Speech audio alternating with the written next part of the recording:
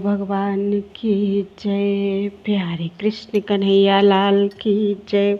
श्री अग्नि पुराण, अग्नि महापुराण, अध्याय 191, त्रयोदशी तिथि व्रत विचार। श्री अग्निदेव ने कहा कि अधुना मैं त्रयोदशी तिथि के व्रत कह रहा हूँ जो सब कुछ देने वाले हैं। पहले मैं अनंग त्रयोदशी के विषय में बतलाता हूँ। प्राचीन काल में अनंग अर्थात कामदेव ने इसका व्रत किया था। मार्गशीर्ष शुक्ला त्रयोदशी को कामदेव स्वरूप हर की पूजा करनी चाहिए। रात्रि में मधु का भोजन करना चाहिए तथा तिल और अक्षत मिश्रित घृत का हवन करना चाहिए। पौष में योगेश्वर का पूजन एवं हवन करके चंदन का प्राशन करना चाहिए। माघ में महेश्वर की अर्चना करके मौक्तिक जल का आहार करना चाहिए। इससे मनुष्य स्वर्गलोक को प्राप्त करता है। व्रत करने वाला फाल्गुन में वीरभद्र का पूजन करके कंकोल का प्राशन करना चाहिए। चैत्र में स्वरूप नामक शिव की अर्चना करके कर्पूर का आहार करने वाला मनुष्य सौभाग्य युक्त होता है। बैसाख में महारूप की पूजा करके जायफल का भोजन करना चाहिए। व्रत करने वाला मनुष्य ज्येष्ठ मास में प्रद्युम्न का पूजन करना चाहिए और लौंग चबाकर रहना चाहिए। आषाढ़ में उमापति की अर्चना करके तिल मिश्रित जल का पान करना चाहिए। श्रावण में शूलपाणी का पूजन करके सुगंधित जल का पान करना चाहिए। भाद्रपद में अगरु का प्राशन करना चाहिए और सद्योजात का पूजन करना चाहिए। आश्विन में त्रिदशाधिप देवाधिदेव भगवान श्री शिवशंकर के पूजन पूर्वक स्वर्ण जल का पान करना चाहिए। व्रती पुरुष कार्तिक में विश्वेश्वर की अर्चना करके अनंतर लवण का भक्षण करना चाहिए। इस तरह वर्ष के समाप्त होने पर स्वर्ण निर्मित शिवलिंग को आम के पत्तों और वस्त्र से ढककर ब्राह्मण को सत्कार पूर्वक दान देना चाहिए। साथ ही गौ, सैया, छत्र, कलश, पादुका तथा रसपूर्ण पात्र भी देना चाहिए। चैत्र के शुक्ल पक्ष की त्रयोदशी को सिंदूर और काजल से अशोक वृक्ष को अंकित करके उसके नीचे रति और प्रीति अर्थात काम की पत्नियों से युक्त कामदेव का स्मरण करना चाहिए। इस तरह कामना युक्त साधक को 1 वर्ष तक कामदेव का पूजन करना चाहिए। यह काम त्रयोदशी व्रत कहलाता है। इस प्रकार महापुराणों में श्रेष्ठ श्री विष्णु वामपाद स्वरूप कृष्ण द्वैपायन भगवान व्यासकृत अग्नि महापुराण अंतर्गत आगत विषयों का विवेचन संबंधी 191वां अध्याय पूरा हुआ।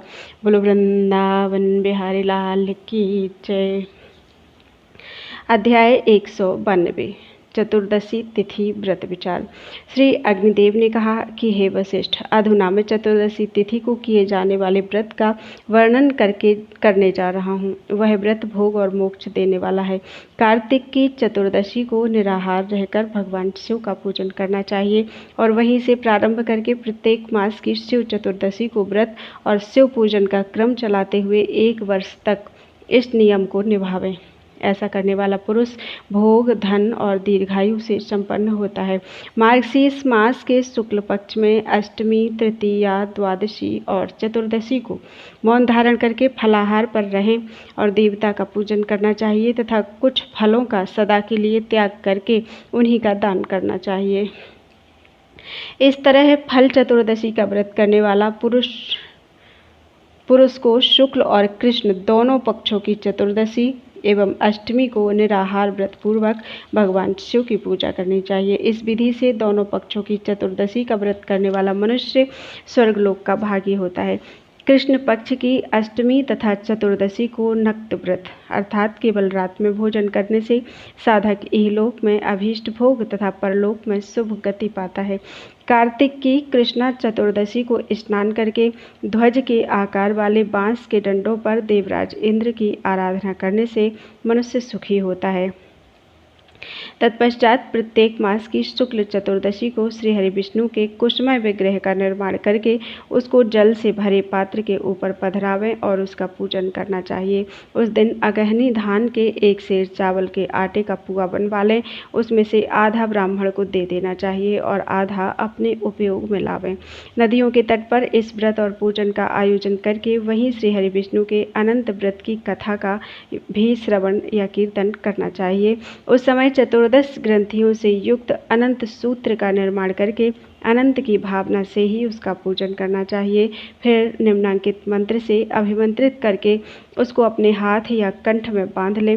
मंत्र इस तरह है: अनंत संसार महासमुद्रे मग्नान समभिद्धर वासुदेव अनंत रूपे विनियोजयस्व ह्यनंत रूपाय नमो नमस्ते।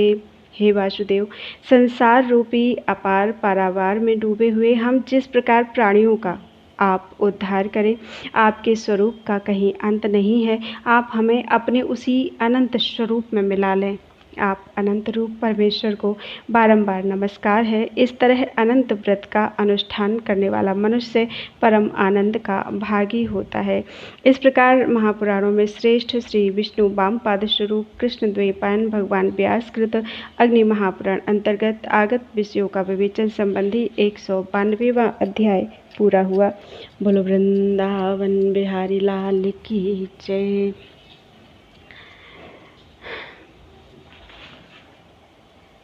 अध्याय 193 शिवरात्रि व्रत विचार। श्री अग्निदेव ने कहा कि हे वशिष्ठ, अधुना मैं भोग और मोक्ष संप्रदान करने वाले शिवरात्रि व्रत का वर्णन करने जा रहा हूँ।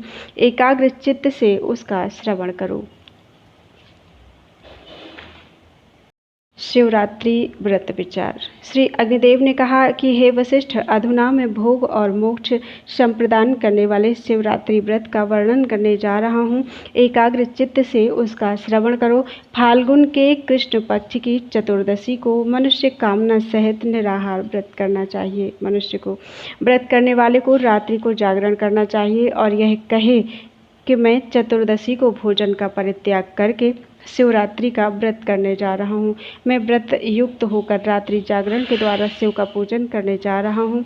मैं भोग और मोक्ष संप्रदान करने वाले देवाधिदेव भगवान श्री शिव शंकर का आवाहन करने जा रहा हूँ।